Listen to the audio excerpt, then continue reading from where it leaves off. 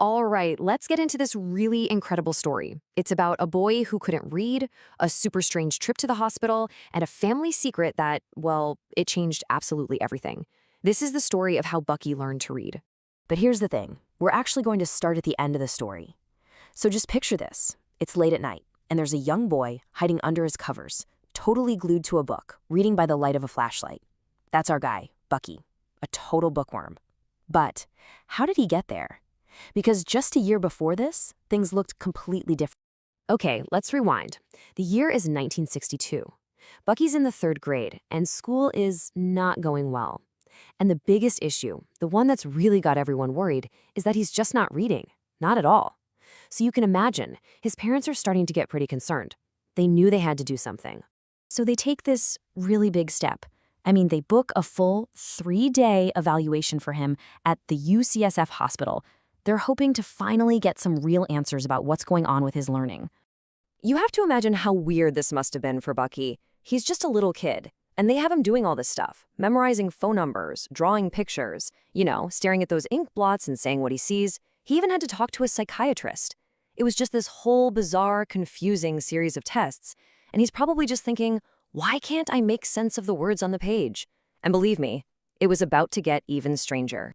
So, they're in the middle of all this, about to do a blood test, and bam, Bucky just faints, passes right out. He wakes up in a totally different room with doctors all around him, and one of them figures it out, even though it's the wrong time of year for it. Bucky had the measles. The whole children's ward either had to be isolated or sent home. Just like that, the evaluation came to a screeching halt. So Bucky's parents were left completely in the dark. The tests were never finished, no results were ever analyzed. They walked into that hospital looking for answers about his reading, and they walked out with a measles diagnosis and nothing else.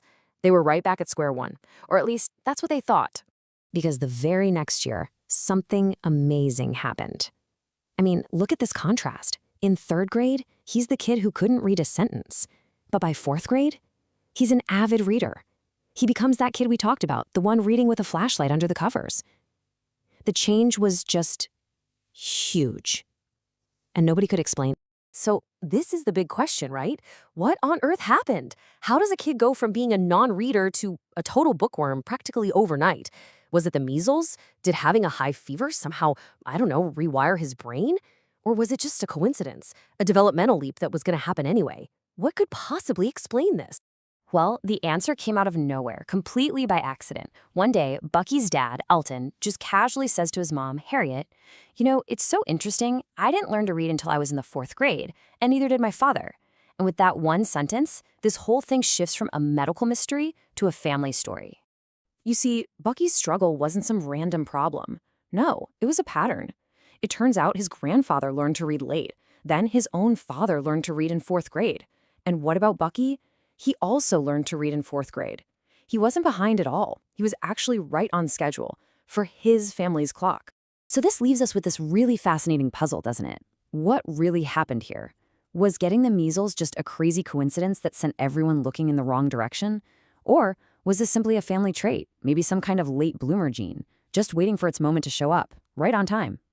It really makes you wonder, how many things we try so hard to fix are maybe just a different kind of normal, waiting for the right time to blossom on their own.